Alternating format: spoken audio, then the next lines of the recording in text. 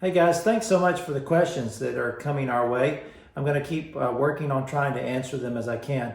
There's been a couple of questions about lighting a head, and so I thought I would go over that with you. There is the perfect way to light a head, and a lot of times lighting a head has to do with the specific person and the way their head is built and the attitude they're trying to express, outdoor lighting versus indoor lighting. But let's just talk about the shapes that you see when you light a head from particular angles. This is a planes of the head. If you don't have one, I'd encourage you to get one. You can find them on planesofthehead.com. They used to come as a white ceramic, but now they come plastic, which is more durable, with a little screw-in area on the bottom that can go on a tripod. So they're very handy to have in your studio that you can light, similar to maybe a photograph that you're working from, and you can see the way a head is built. And there's an older side to the head and a more youthful side to the head. John Asaro was the artist that first created these in 1976, you see there. But I would encourage you to have these as a tool for yourself and as a teaching tool. So there is, for the human head, something that we refer to, artists, as textbook lighting, for lack of a better way of saying this. Now here's what I want to sort of give you as clues as to what that is. A single light source coming from one direction, casting a shadow off of the nose here, and running up, you see, into that socket, and then a shadow on this side of the head, casting a shadow underneath the chin here. This shadow and this shadow off the nose. Not letting that shadow off the nose link up with this shadow on the chin. So if the shadow gets much longer like that and starts to connect to the shadow on the side of the head, it a lot of times is not quite as appealing and doesn't show off the structure of the head quite so much.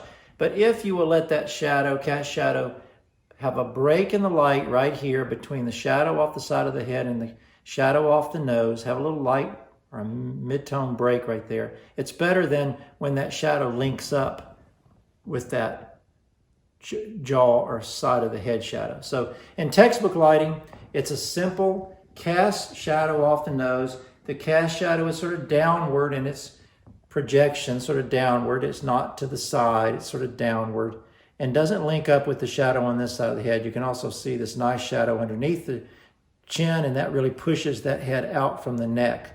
It also pushes the nose off the head from the cheeks. So that's textbook lighting. Another lighting style that we're very familiar with in the work of Rembrandt is split lighting. Maddie, if you can come around this way. Split lighting is where there is light on one side of the head and shadow on the other, and then this separation falls right down the middle of the head. Now you see that a lot in Rembrandt's paintings, and particularly his self-portraits. But that split lighting is an old and very traditional way of lighting the head, shadow on one side, light on the other. You can also do a double lighting, which is very familiar in the work of Andrew Zorn. And that is, I'm using this canvas just to reflect some light. And that is when there's light source coming from both directions. And in Zorn's painting, it's typically warm. If I had something here, let's see if I've got something warmer. The point is to have a light coming from one side and then another light coming from the other, and then the shadow falls down the middle of the head.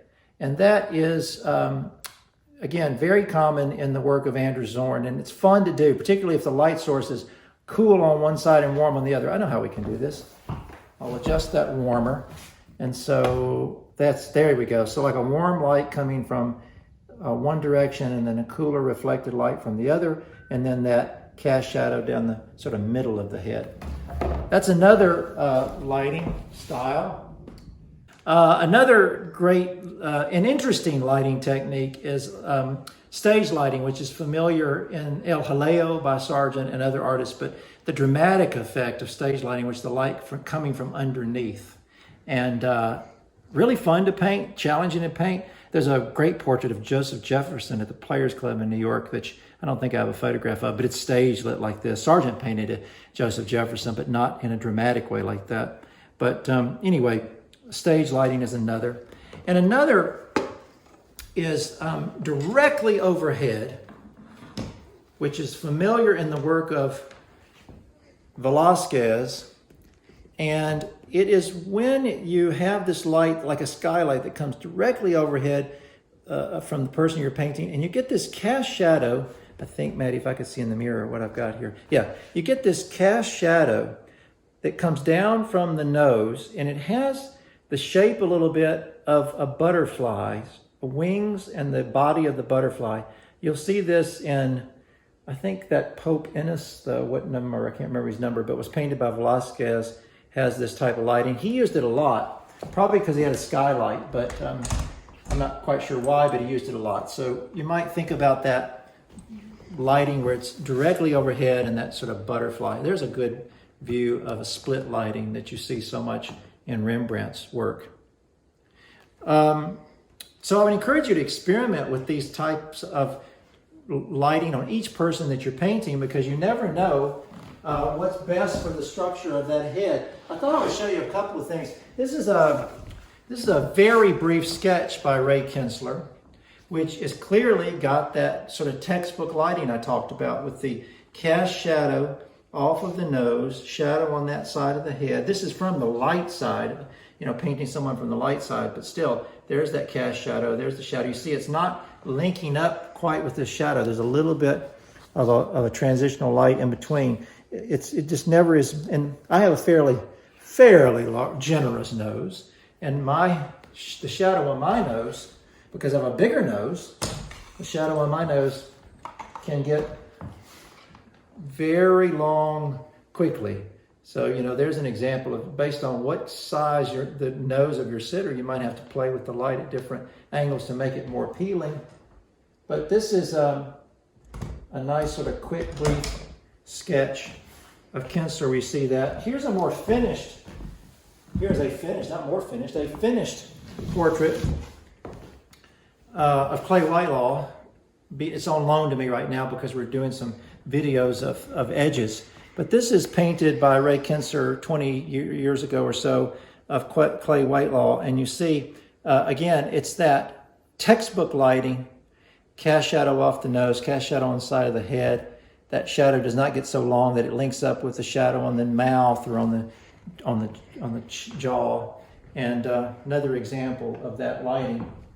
Now here is a study I did of a lady that was done with totally outdoor lighting, and it is on a gray day, so it's a very sort of challenging light to paint someone on a gray day with that sort of overhead light. And you see it has a certain quality to it, the shapes of her head, but you get this little bit of a shadowing effect on this bottom portion of her face because it's a very diffused, soft, like today. It's an overcast day, very cloudy, almost just before a rainy day. I shot some photos of her outdoors for the idea of possibly doing her outdoors. And of course, that would be different in color temperatures of these lights and shadows because of the kind of day it is. If it were a bright sunny day, it would be somewhat different. But there's just a few quick thoughts and examples of lighting a head. Sorolla is an interesting one to study because he dealt so often with outdoor reflective light, and there was a lot of fun things that would happen because of light reflecting off of objects or things near the sitters.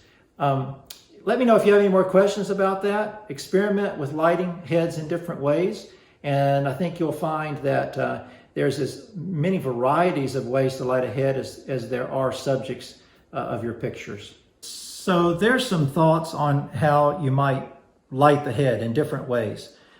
Other things that you might consider is the angle of the head and in what direction you're painting the head from, where your position is as you look at your sitter. We know that directly facing the viewer has its own particular feeling. It doesn't have a feeling of movement. It has a a very static feeling. So if my shoulders are equal to the position of my head as I look at you here, that has one feeling. If I turn completely away from you in this way with my shoulders, but turn my head back, that sort of has a connotation of a different kind of feeling. It's as if I'm looking away, turning away, and I look back at you. So that has, you've seen that a lot in a lot of 18th and 17th century paintings, where it's very dramatic with the body almost turned completely away and then looking back. It's as if you've come in the room and caught their attention. So that juxtaposition, though, of the shoulders going this direction and the head going that one does create this sense of action, as if I'm getting ready to turn around. What we find a lot, as painters, if you can turn the shoulders slightly in this manner away from the viewer and then look back, that having those two angles, those different angles, give an animation, particularly to a smaller painting like a Head and Shoulders.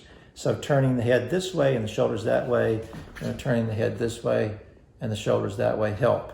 But when you start to become square with the head and with the body, that becomes very stagnant, not a lot of movement, but it certainly has a distinct look or feel.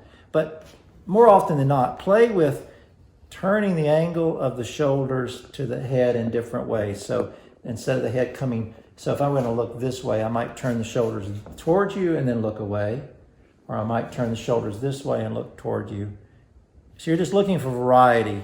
Every now and then, of course, there's a certain reason to make something very stagnant and everything coming directly at you. But there's also often, for variety's sake and animation's sake and this feeling of movement, to get something going with shoulders being at one angle and the head at the other. So I encourage you to try experimenting with that as well.